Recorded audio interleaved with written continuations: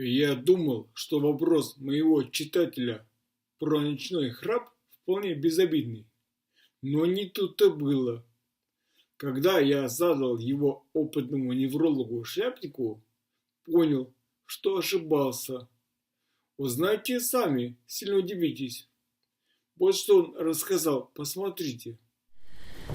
Вот и что вопрос? Связь храпа с лишним весом. Мгм. Как это связано? Связь храпа с лишним весом, инсулинорезистентностью и тромбозами. Я бы это так назвал. Мгм. Обычно сценарий такой. Живет себе человек, живет такой весь спортивный, худенький, молодой. А потом он начинает подъедать углеводов, муки, сахара, меда, чего-то такого, картошки, больше, чем ему реально нужно. И периодически его уровень сахара после еды не натощак выскакивает за верхнюю границу нормы. Никто этого не замечает, потому что это может происходить минуты, секунды какие-то, десятки минут.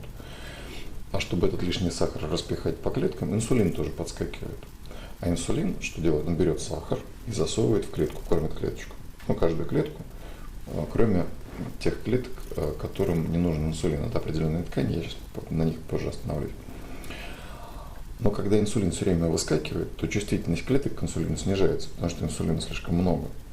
Много молекул инсулина пытаются связаться с клеткой, и этот вот порт, через который инсулин связывается с клеткой, рецептор инсулина, он потихонечку начинает разрушаться.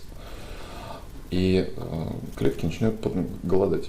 И голодают, в первую очередь, те клетки, которые съедают много энергии. Печенка, например, железа, поджелудочная, половые железы, щитовидная железа. И страдают ткани, которые медленно питаются. Это хрящ, связка, кровообращение маленькое, за счет сосудов мало, но зато ткань прочная. За это. И тогда мы можем видеть, что человек начинает жаловаться на суставный синдром, но самый первый признак, у него начинает жирок откладываться в животе, ручки, ножки не тоненькие, мышцы-то питаются не очень хорошо, им сахар не даем, мышцы уменьшаются, а жирок приходит. Самое главное, жирок откладывается в животе. Этот жир тоже умеет выделять гормоны. И он ломает дальше обмен веществ, и уже жир, грубо говоря, наматывается на жир, уже на поломанный обмен веществ. А храп, как отсюда вытекает, жирок откладывается между передней и задней стенкой, за задней стенкой глотки и вокруг передней стенки. И суживает глотку.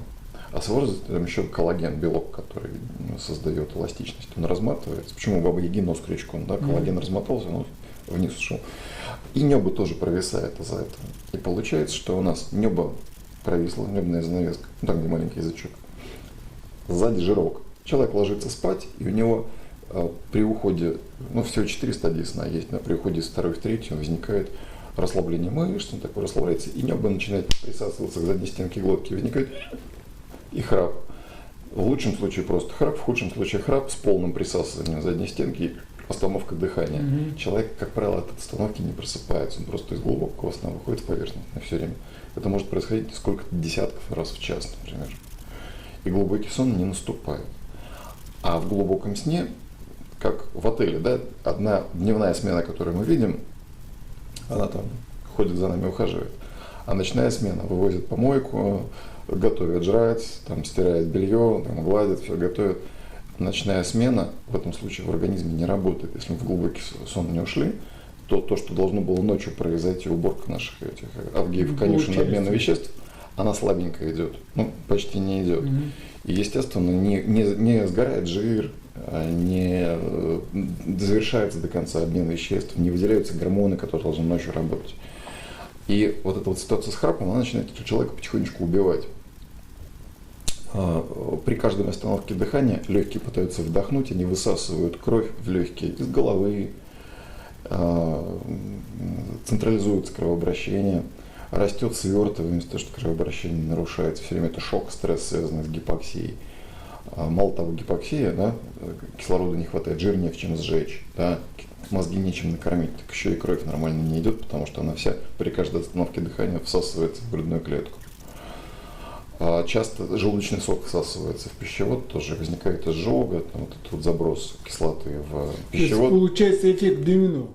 Ответы доктора Шляпникова на другие вопросы читателей и зрителей Инсульт-блог вы можете посмотреть фрелжии.